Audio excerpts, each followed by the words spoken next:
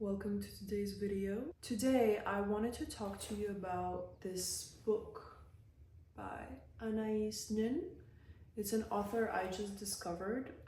This is the volume 1 of her diary. She has about 9 of these books, I think. And this is volume 1 from 1931 to 1934.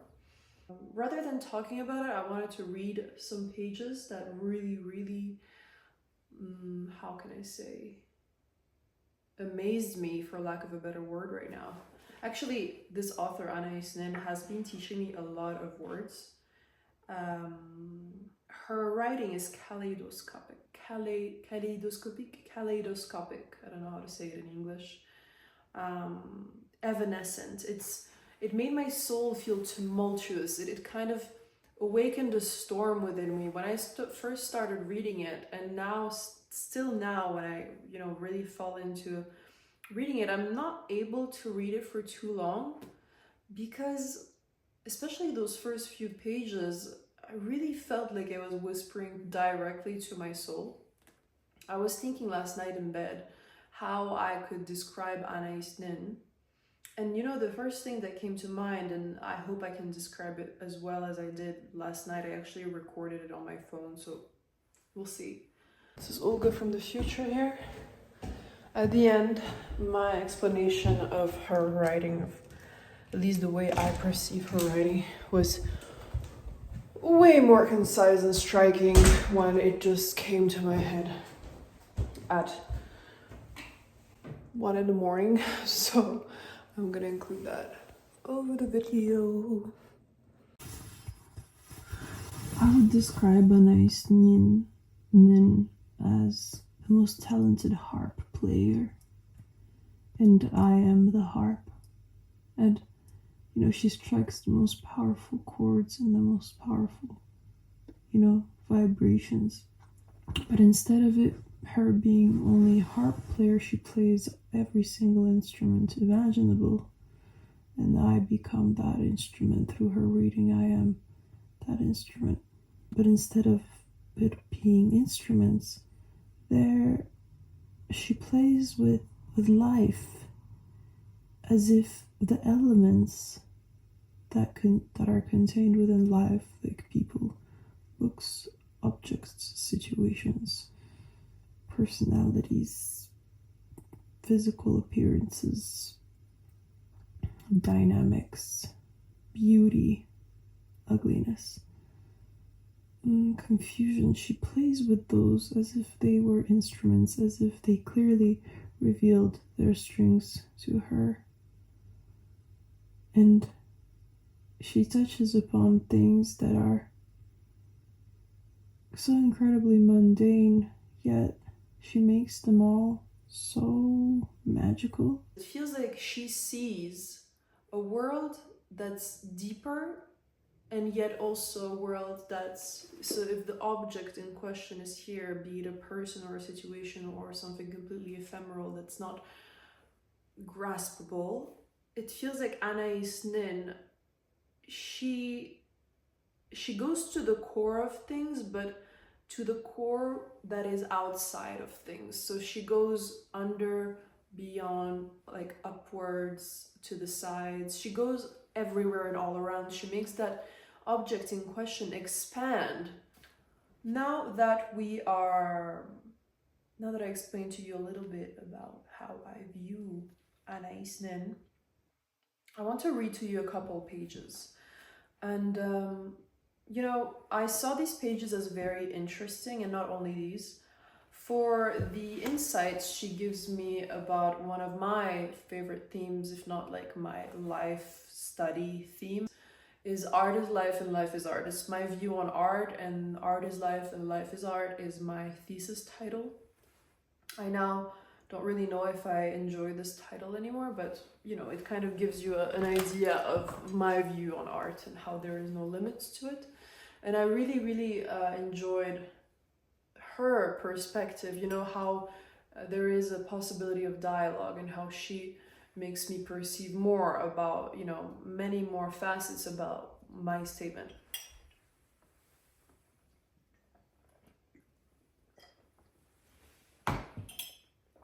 Now that this statement is made, I'd like to start reading. It's just a few pages, really, of a passage that just was one after the other, words breaking open my soul, but in a very tender manner. And I've enjoyed thoroughly reading her for learning new words, as I've said before. And yeah, I found this method. I didn't continue doing this, but basically when I read, my code is, and I think a lot of people use this code as well, is I will circle words that I like or that I don't know. So they can be new words and they can be words that I know, but that I never use and I want to use them more. And then I underline the passages I find striking that I want to remember. If it's a bigger passage, I just, do a little bracket. If I'm absolutely enthralled by this passage, I put a little heart. Another point is that I don't think I'll be talking about, those specific points of, I don't think I'll be analyzing text today, because honestly, I'm exhausted. We have just went through the full moon in Leo, I believe it was, yesterday. So, I'm going to take it easy on myself and just enjoy this reading and make a separate video with a kind of discussion about this. So this is from, if you happen to have this book, I'm reading from page 105. This is the one that's edited and with an introduction by Gunther Stuhlmann. I think I'm saying that right. So 105.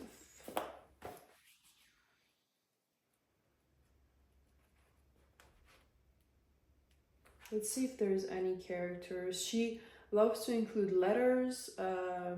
Here there's a letter from Madame Pierre Charot, her neighbor. You don't really need to have read the book to really understand this. You can just really enjoy the way she writes, which is, it's heavenly. It's honey trickling down my ears. It's so beautiful that in a way it is painful. I wouldn't know how to explain that.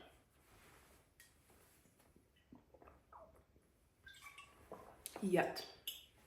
I wouldn't know how to explain that yet. So, May 25th, 1932. Letter from Madame Pierre Charot, my neighbor, whose husband built the first glass brick house in 1931. I have just finished reading your book on Lawrence, and I must rearrange the vision I had of you over the fence as the frail child woman. You seem to be so capable of objective judgment, rare in any woman at any age, that it is almost impossible to realize that it is a young woman, a fair young woman, who has felt, and almost as spontaneously as I am writing this word of things, has written the finest cry in the world, perhaps the only one that counts for the artist. I understand. Would that Lawrence could have read it. It would have covered, at least for a moment, the cry of the hounds. End of the letter. Late at night, I am in Louveciennes. I am sitting by the fire in my bedroom. The heavy curtains are drawn. The room feels heavy and deeply anchored in the earth. One can smell the odors of the wet trees, the wet grass outside. They are blown in by the wind through the chimney. The walls are a yard thick, thick enough to dig bookcases into them beside the bed. The bed is wide and low. Henry called my house a laboratory of the soul.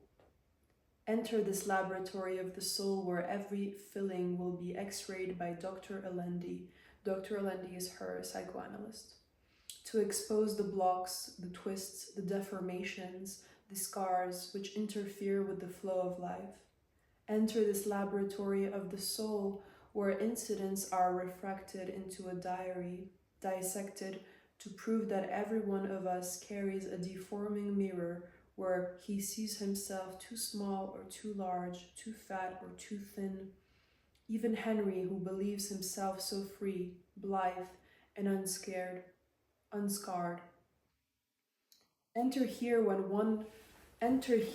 one discovers that destiny can be directed, that one does not need to remain in bondage to the first wax imprint made on childhood sensibilities. One need not be branded by the first pattern.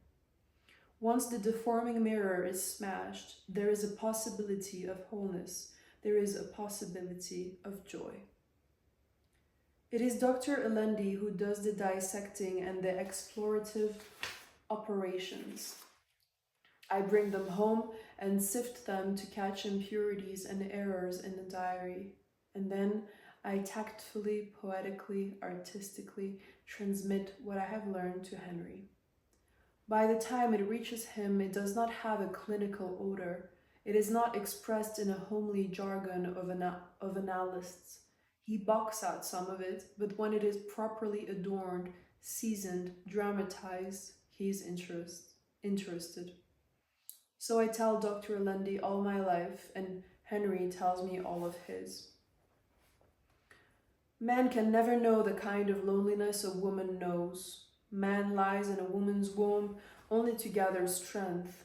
He nourishes himself from this fusion, and then he rises and goes into the world, into his work, into battle, into art. He is not lonely, he is busy. The memory of the swim in amniotic fluid gives him energy, completion.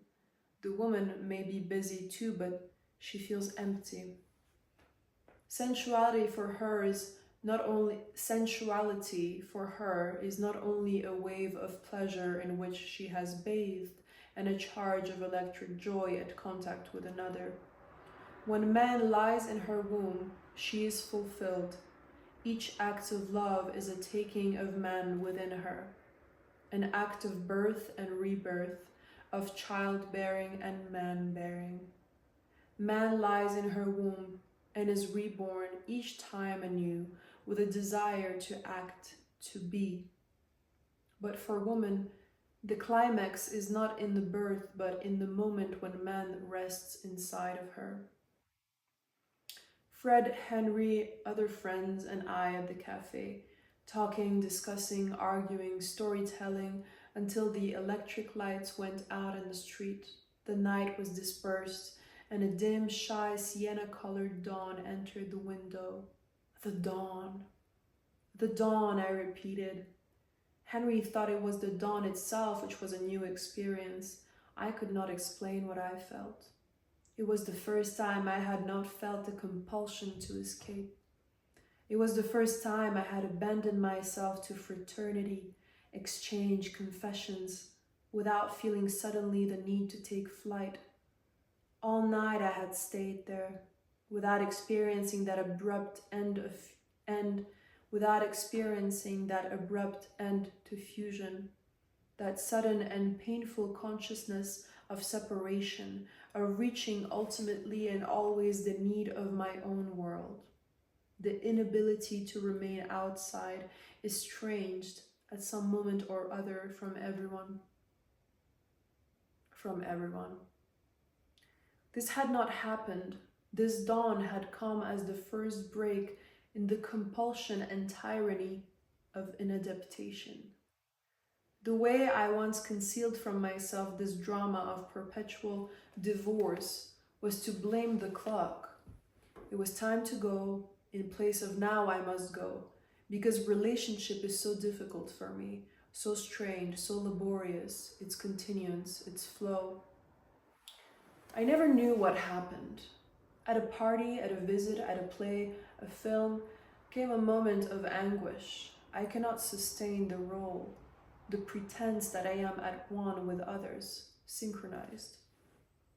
Where was the exit? Flight. The imperative need of flight. Was it the failure to remove the obstacles, the walls, the barriers, the effort? Dawn had come quietly and found me sitting at ease with Henry and Fred, and it was the dawn of freedom from a nameless enemy. At midnight, I had always been metamorphosed into a solitary, estranged wanderer.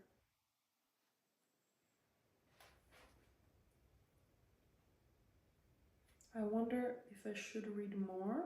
Okay, yeah, I'll read a little more. I was like a stranger in a strange country who was welcomed, who felt at home, who shared festivities, births, marriages, deaths, banquets, concerts, birthdays, and then suddenly became aware that I did not speak their language, that it was all a game of courtesy. Courtesy? Courtesy? I don't know.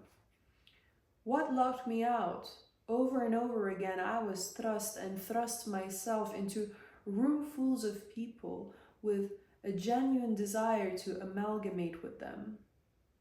But my fears proved greater than my desire, and after a conflict, I fled.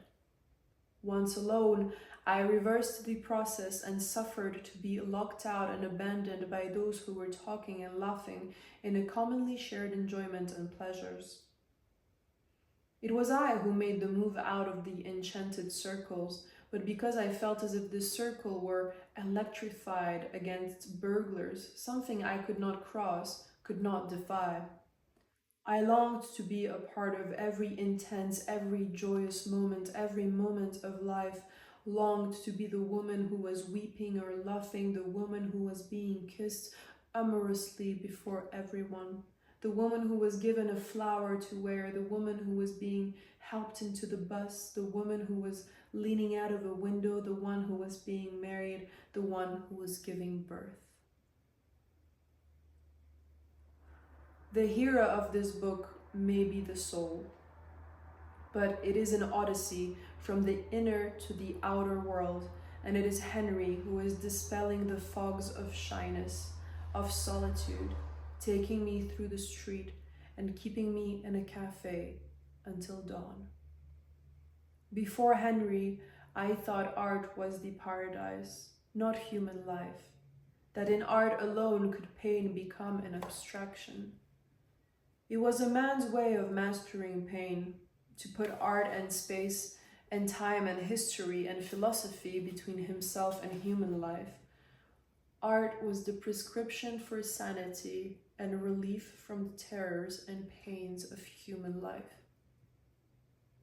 This is where I'm going to stop for today, but this last sentence is where I've marked. And sometimes, I write on the book my thoughts, or I write down my thoughts, or anything I really want to remember.